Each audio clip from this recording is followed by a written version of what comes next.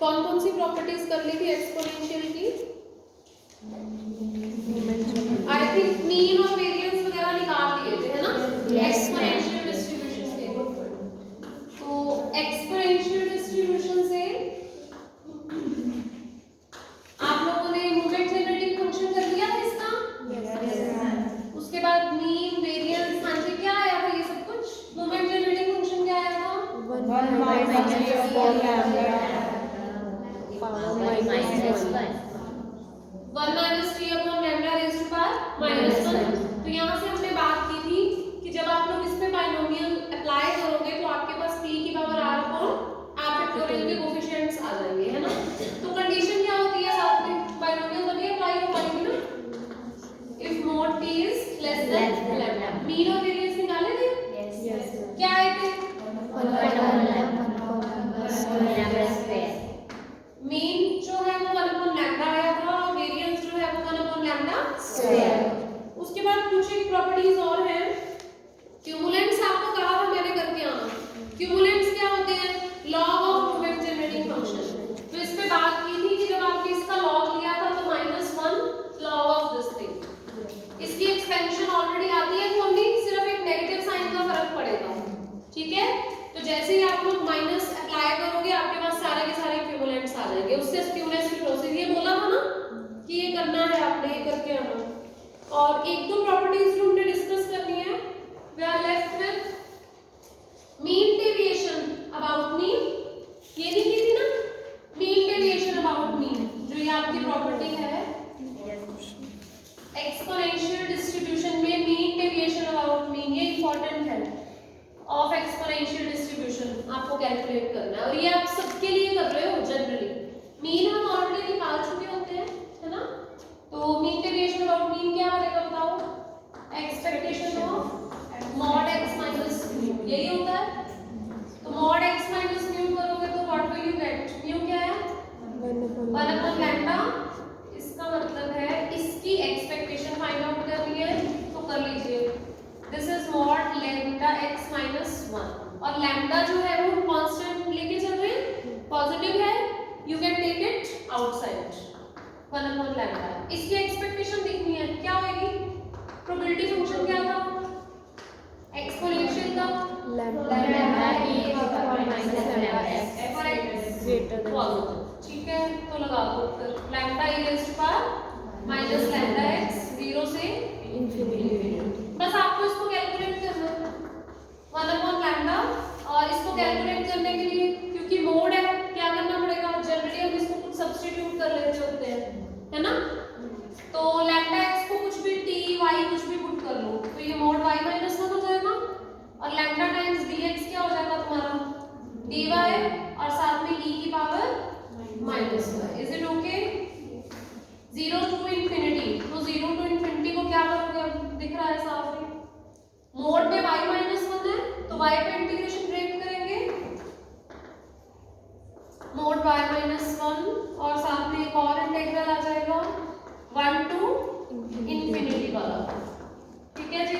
हाँ जी, फटाफट बताइए अब क्या वैल्यूज बनेंगे? 0 से 1 में है तो नेगेटिव रहेगा, इसका मतलब ये 1 माइनस 5 हो जाएगा, यस, है ना। और 1 टू इंफिनिटी में ये y माइनस 1 ही हो जाएगा, ठीक है।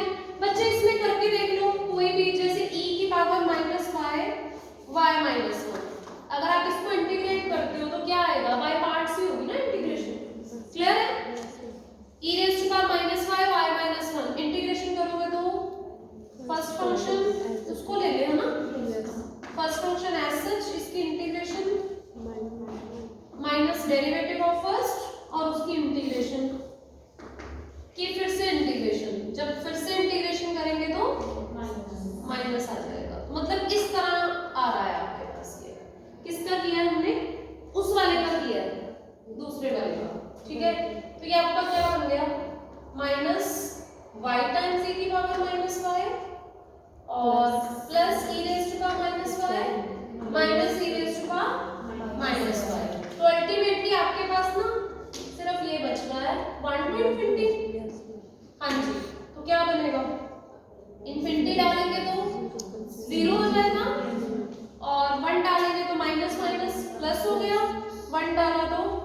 e की पावर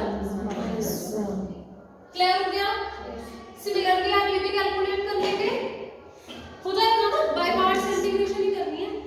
तो आई थिंक दोनों ही इनवर्स दे रहे हैं, दोनों टुकड़े कैलकुलेट होके गिविंग यू e इनवर्स। हमने एक ही कैलकुलेट करके देखा है, you are having e inverse. ठीक है, तो क्या आ रहा है 2 upon lambda times e inverse, ये शो करना था आपने बच्चे, और ये इंपॉर्टेंट आर्टिकल है। ठीक है, mean deviation about mean of exponential distribution is 2 upon lambda times e inverse. तो ये आपका रिजल्ट आता है। ठीक है, ये एक अच्छा रिजल्ट है। उसके बाद आर ऑफ क्यूमुलेंट्स, ये हमारी बात हो ही चुकी है। मूवमेंट जनरेटिंग फंक्शन है तुम्हारे पास, उस पे लॉगरिथम अप्लाई करो और सारे के सारे क्यूमुलेंट्स देख लो। ऐसे ही स्क्यूनेस स्क्यूडोसिस। अच्छा, एक और इंपॉर्टेंट प्रॉपर्टी, वो ज्योमेट्रिक के केस में ज्यादा इंपॉर्टेंट है। वैसे ज्योमेट्रिक डिस्ट्रीब्यूशन की मोस्ट इंपॉर्टेंट और डिफरेंट प्रॉपर्टी कौन सी थी? Geometric distribution lakhs memory, right, very good. तो यही सेम प्रॉपर्टी एक्सपोनेंशियल डिस्ट्रीब्यूशन भी फॉलो करती है। ठीक है, तो कौन सी दो डिस्ट्रीब्यूशंस लैकिंग मेमोरी वाली प्रॉपर्टी फॉलो कर रही हैं? Geometric distribution and exponential. तो बच्चा यही सेम प्रॉपर्टी अब एक्सपोनेंशियल में भी है कि एक्सपोनेंशियल डिस्ट्रीब्यूशन लैक्स मेमोरी। ठीक है, इसमें अब लिटिल बिट से कैलकुलेशंस आप लोग खुद कर लेना। लैक्स मेमोरी का क्या मतलब था, क्योंकि हमने किया हुआ है already. y is equals to x की प्रोबेबिलिटी देखते थे हम, है ना, पर y को हम क्या मान लेते थे? x minus k। हम कहते थे k ट्रायल्स ऑलरेडी हैपन हो चुके हैं। कोई भी कांस्टेंट रख लीजिए, जैसे we are letting here y is equals to x minus c से। ठीक है, तो हम शो कर रहे हैं एक्सपोनेंशियल डिस्ट्रीब्यूशन लैक्स मेमोरी। तो y एक नया रैंडम वेरिएबल है, ऑलरेडी c ट्रायल्स हैपन हो चुके हैं। yx minus c लेने पे अगर आप probability y less than equal to x calculate करना चाहते हैं, ये शो करना है आपको कि probability y less than equal to x given x greater than equal to c will be equivalent to probability x less than equal to x। ये देखो यहां से पता चल रहा है ना, लास्ट टाइम हमने किया था, है ना। तो लैक्स मेमोरी का क्या मतलब है? y एक नया रैंडम वेरिएबल है जो x माइनस c है, तो इसका मतलब x जो है वो आपको c एंट्रीज कम करके दे रहा है। c टाइम्स ऑलरेडी एक इवेंट हैपन हो चुका है, इसीलिए y को x माइनस c ले रहे हैं ना। ठीक है, पर अब ध्यान से देखो, probability y less than equal to x calculate कर रहे हैं, जिसमें हमें पता है कि c बार तो हैपन हो ही चुका है, x c से बड़ा ही रहने वाला है, पर फिर भी रिजल्ट में क्या निकल आया? Probability x less than equals to x। तो ये वाली प्रॉपर्टी क्या होती है? Lacks memory. ठीक है, ये सेम बिल्कुल ज्योमेट्रिक डिस्ट्रीब्यूशन में की थी हमने। तो आप क्या करेंगे, फिर से वही है, तुम्हें दोनों की वैल्यूज ही निकालनी पड़ेगी। देखो इसकी क्या होती है प्रोबेबिलिटी a गिवन b, क्या होता है? Probability a intersection b divided by probability b, ये होता है। अब हमारे अकॉर्डिंग ये क्या है? y क्या है? x माइनस c है ना, ध्यान है, बिल्कुल सेम ऐसा सही हमने ऑलरेडी कर रखा है। Greater than equals to c, ये ग्रेटर था ना? यस। ये क्या है? ग्रेटर। हाँ जी, तो ये क्या हो जाएगा फिर? इसका मतलब probability x less than equal to x plus c, उधर से हम कह रहे हैं जो x है वो greater than equals to c है। तो इंटरसेक्शन में तो क्या आ जाएगा? इंटरसेक्शन तो सबको समझ आ रही होगी। ऊपर देखिए, एक तरफ आप कह रहे हो x is less than x plus c, दूसरी तरफ आप कह रहे हो x is greater than equals to c। That means आपका जो x है वो obviously c to x plus c में वेरी कर रहा है ना। Is it okay? Clear? So this will come out to be this thing. अब ये तो आप डायरेक्ट निकाल दोगे, प्रोबेबिलिटी x c से x प्लस c तक, तो c से x प्लस c तक प्रोबेबिलिटी निकाल रहे हैं।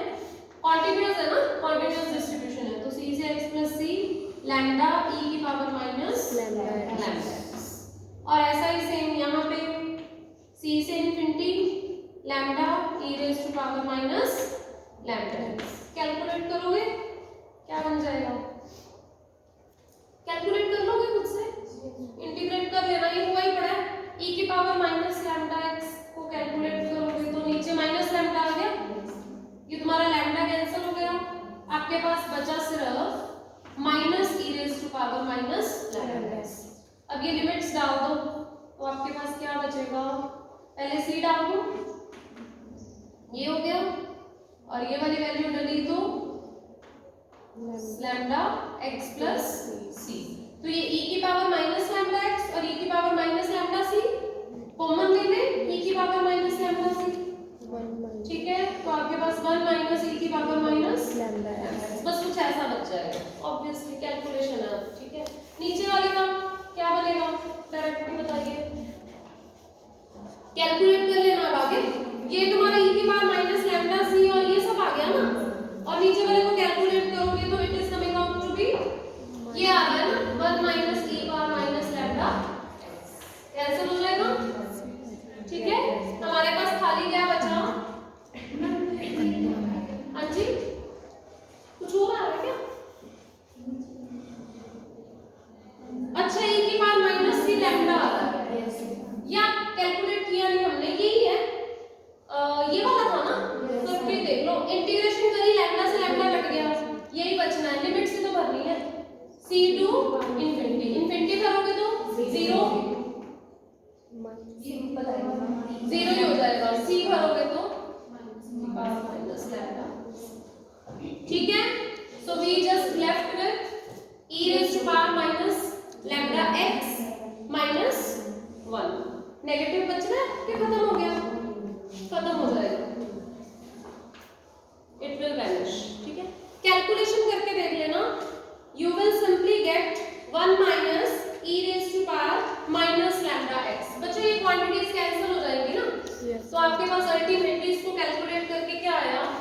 1 minus e raise to power minus lambda x। तो ये क्या है? क्या ये probability x less than equal to x है? पता चल गया कहां घूम रहे हो, कहां रह गए?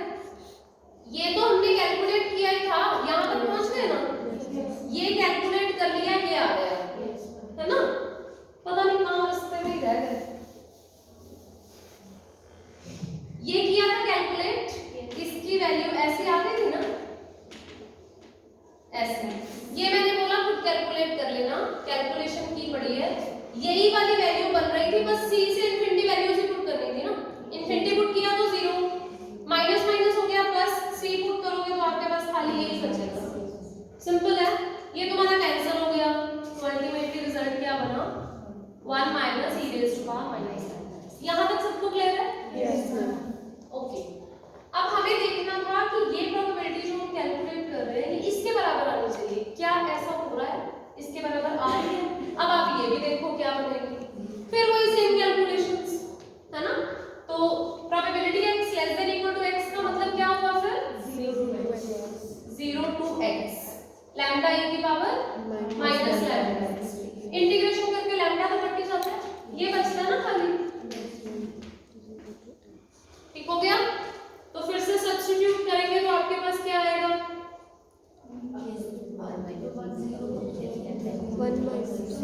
0 पुट करेंगे तो 1 आएगा, x पुट करेंगे तो यही आएगा। So this is nothing but probability x less than equals to x। Is it clear now? Yes ma'am. ये अच्छी इंपॉर्टेंट प्रॉपर्टी है, लैक्स मेमोरी वाली प्रॉपर्टी, कॉमनली आस्क्ड प्रॉपर्टी है।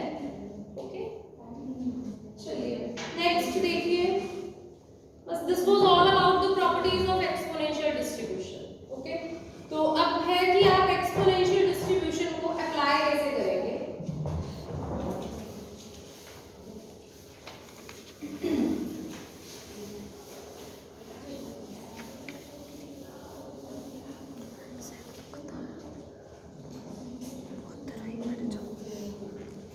देखो फर्स्ट एग्जांपल कर रहे हैं हम discuss. A random variable x has exponential distribution with lambda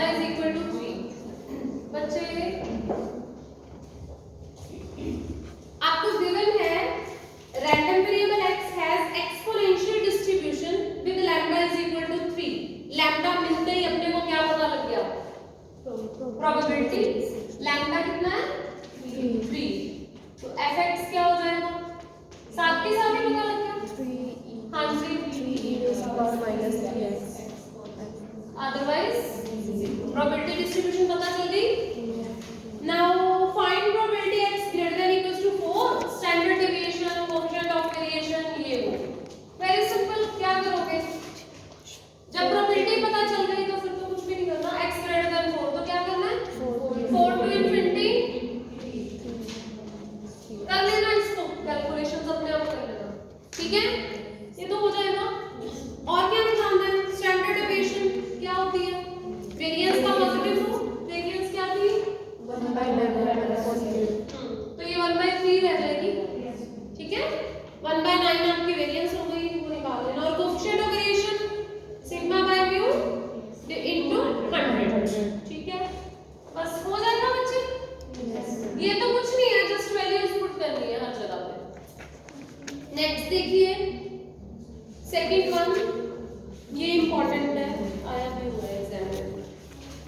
if families are selected randomly in a certain thickly populated area, families select की जा रही है बच्चे, ठीक है, and their monthly income in excess of ₹4000 is treated as exponential random variable with this parameter. क्या है, ध्यान से पढ़ लो, पॉपुलेटेड एरिया में से फैमिली सेलेक्ट हुई है, their monthly income in excess of ₹4000 is treated as exponential random variable। खुद ही बता दिया उन्होंने,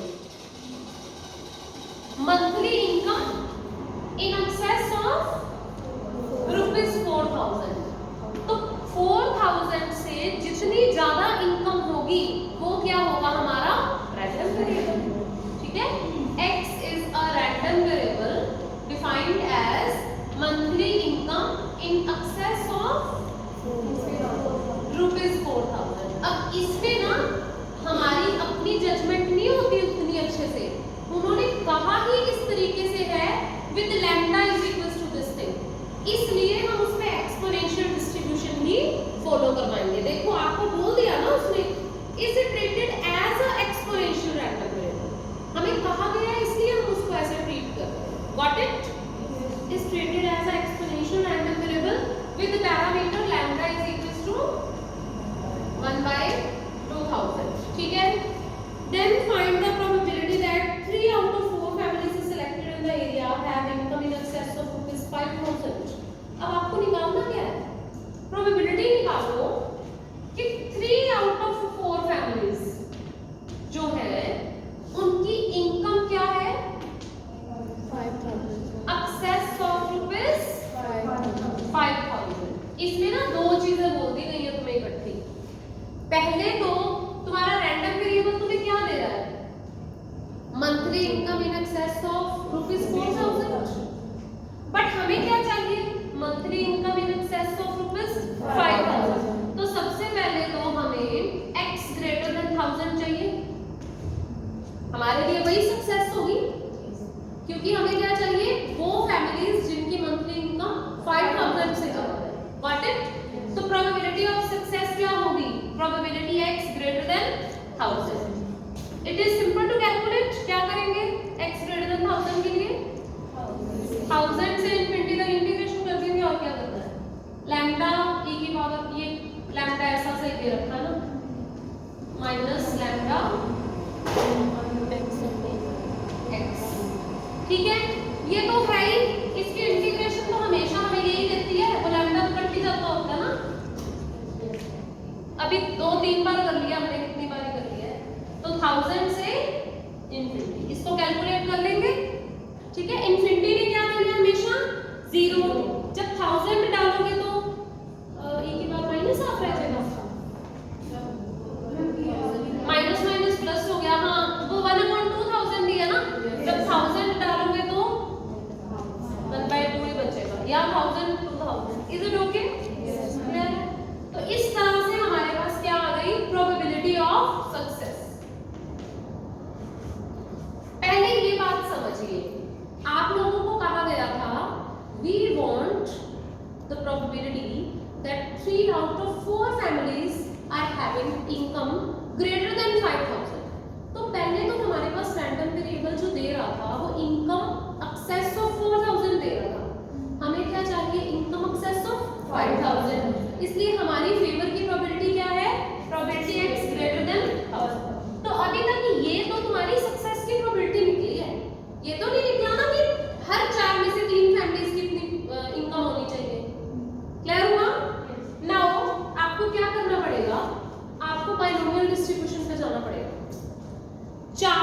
फैमिलीज का सर्वे किया, उसमें से 3 फैमिलीज हमें सक्सेस दें, हर 4 फैमिलीज में से 3 फैमिलीज सक्सेस दें, तो क्या आपके जो भी सर्वे है उसका ट्रायल एक बार ही हो रहा है? नहीं, हमारा ट्रायल 4 बार हो रहा है, जिसमें से हमें सक्सेस कितनी बार चाहिए? 3 बार। तो क्लियर हो गई सिचुएशन? Very simple. ऑब्वियसली आपकी जो प्रोबेबिलिटी है वो कहाँ से मिलेगी? बाइनोमियल डिस्ट्रीब्यूशन से, क्योंकि जो भी ये केस है ये फिट हो गया है सक्सेस और फेलियर में। तो हम अपनी सक्सेस की प्रोबेबिलिटी को p बोल देते होते हैं, फेलियर की प्रोबेबिलिटी को q, 1 में से माइनस करके लगा दो। फिर आप चाहते हो हर 4 फैमिलीज में से 3, 4c3 p rays to power 3 हो जाएगा और q raise to power 1। That's it. 4c3 4 times this thing, calculate कर लेना, हो जाएगा बच्चे? चलिए, ये अच्छा क्वेश्चन था। जैसे ये सेकंड क्वेश्चन है, देखो आया हुआ, कितना सिंपल सा क्वेश्चन आया हुआ है। If a random variable x has exponential distribution with mean 2, मतलब एक्सपोनेंशियल आ गया ना, उसने थोड़ा सा भी कुछ दे दिया तो आपको साथ के साथ पता चल गया कि प्रोबेबिलिटी क्या है। एक्सपोनेंशियल डिस्ट्रीब्यूशन में मीन क्या होता है? 1 लैम्डा। उसने बोला है मीन कितना है? 2, तो लैम्डा कितना दे रखा है? 1/2। बन गई प्रोबेबिलिटी? ये बन गई प्रोबेबिलिटी, बन गई। निकालने को क्या बोला है? Probability x less then 1 given x less then 2, ये फाइंड आउट करो। Very simple. ऊपर क्या करोगे? इंटरसेक्शन की प्रोबेबिलिटी, नीचे क्या करोगे? x लेस देन 2 की प्रोबेबिलिटी। हो गया। बाद में तो इंटीग्रेशन से करनी होती है। ये लेस देन 1 और लेस देन 2 में इंटरसेक्शन लोगे तो कौन आएगा? बताइए, कितना सिंपल क्वेश्चन आया हुआ है। तो यहाँ you will have 1 to 0 to 1 और यहाँ वाली 0 to 2, और इंटीग्रेशन तुम्हें पता है हमेशा माइनस e की पावर माइनस लैम्डा x बचता है, लिमिट्स बरोबर निकालो। सिंपल है। हाँ, बट इस तरह की कोई प्रॉब्लम आ जाएगी तो ऑब्वियसली उसमें पहले आपको सक्सेस ढूंढनी पड़ेगी और उसके बाद आप देखेंगे कि ये किस में फिट बैठ रहा है, तब क्या सिचुएशन है, देन यू कैन कैलकुलेट।